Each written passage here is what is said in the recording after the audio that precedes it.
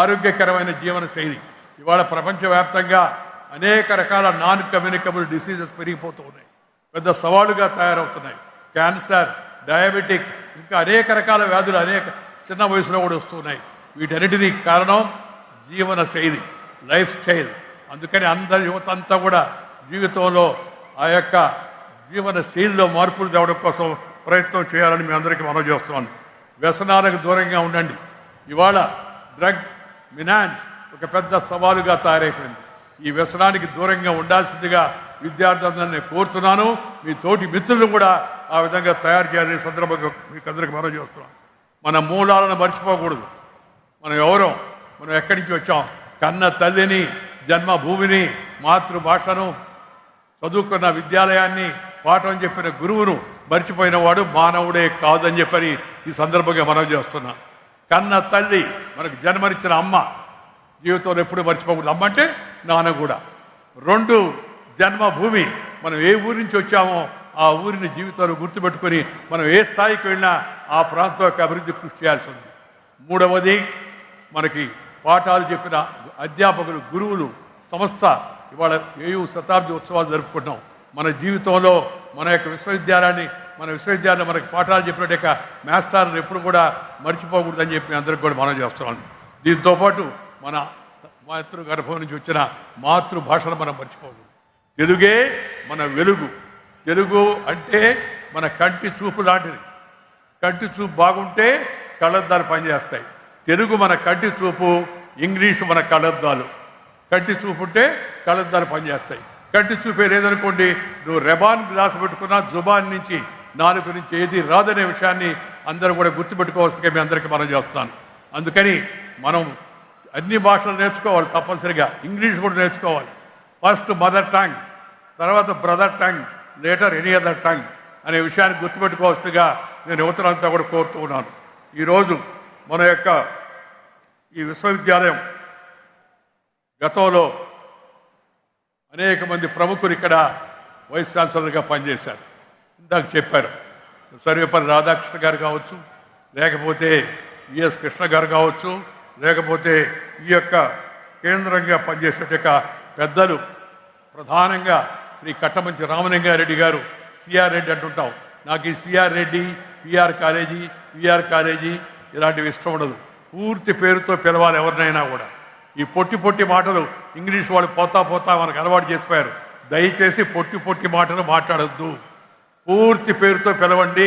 నీ పేరు ఏందయ్యా అంటే కింజరపు రామ్మోహన్ నాయుడు అని చెప్పగలిగి ఉండాలి గర్వంగా. అంతేగాని కేఆర్ నాయుడు అన్నాం అనుకోండి, సందేశం వెళ్ళదు దాంట్లో. అందుకని దయచేసి పిల్లలారా, మీరందరూ కూడా ఈ రాష్ట్ర భవిష్యత్తు, దేశం భవిష్యత్తు, మాతృభాషను గౌరవించండి.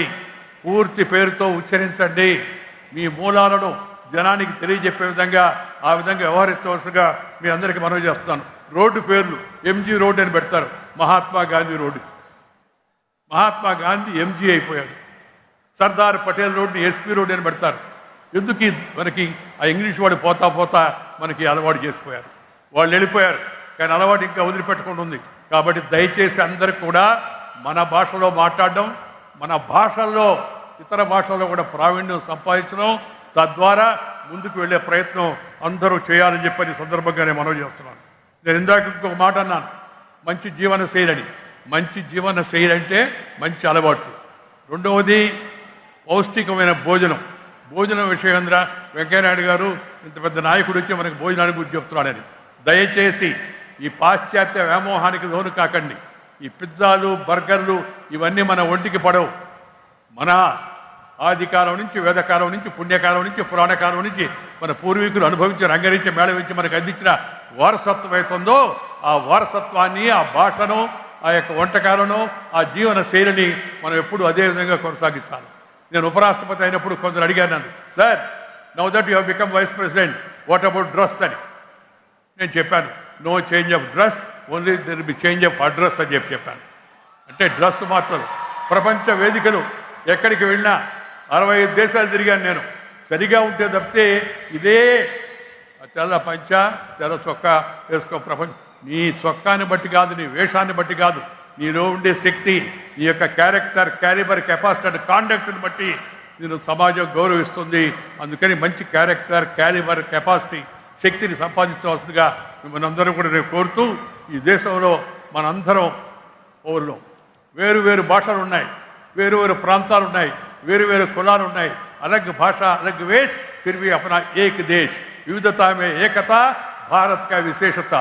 इर्रेस्पेक्ट of caste, creed, sex, religion and region, we are Indians, we are Bharatiyas. Be proud of Bharatiyata and follow Bharatiyata in your life అని చెప్పని ఈ సందర్భంగా మనం చేస్తూ, ఇంతకన్నా ఎక్కువగా మాట్లాడాల్సిన అవసరం లేదు. మీరందరూ క్రమశిక్షణతో ఉండండి, కష్టపడండి. ఆఖరి మాట, ఇష్టపడిన పనిని కష్టపడి చేస్తే నష్టపడేది లేదు. ఇష్టపడిన పనిని కష్టపడి చేస్తే నష్టపడేది లేదు. ఒక పల్లెటూరులో పుట్టాను నేను. మా అమ్మ నాన్న చదువుకోలే, మా కుటుంబంలో ఎవరు రాజకీయాల్లో లేరు. అక్కడి నుంచి వీధి బడికి వెళ్ళాను.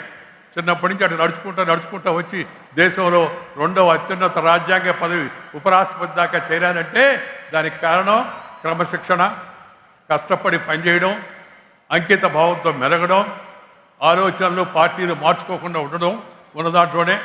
దాని కారణంగా అక్కడి దాకా చేరాను. అందుకని కష్టపడండి, ఇష్టపడిన పనిని కష్టపడి చేయండి, నష్టపడేది లేదు. మీరు జీవితంలో ఉన్నత స్థాయికి ఎదుగుతారని చెప్పని ఈ సందర్భంగా మీ అందరికీ కూడా నేను మనం చేస్తున్నాను. అందరం ఎమ్మెల్యేలు కాకపోవచ్చు, ఎంపీలు కాకపోవచ్చు, మంత్రులు కాకపోవచ్చు, రాష్ట్రపతులు, ఉపరాష్ట్రపతులు కాకపోవచ్చు, కానీ సమాజంలో ఉన్నత స్థాయికి చేరాలంటే కష్టపడాలా. అబ్దుల్ కలాం గారు చెప్పారు, aim high, dream high, but last word చెప్పాడు, వర్క్ హార్డ్ అని. కష్టపడండి, ఇష్టపడిన పనిని కష్టపడి చేయండి, నష్టపడేది లేదు. ముందుకు నడవండి. ఈ యొక్క విశ్వవిద్యాలయం యొక్క పేరు ప్రఖ్యాతులను నిలబెట్టవలసిందిగా మీ అందరికీ కూడా మనవి చేస్తూ మీ దగ్గర సెలవు తీసుకున్నాను. నమస్కారం. జై హింద్.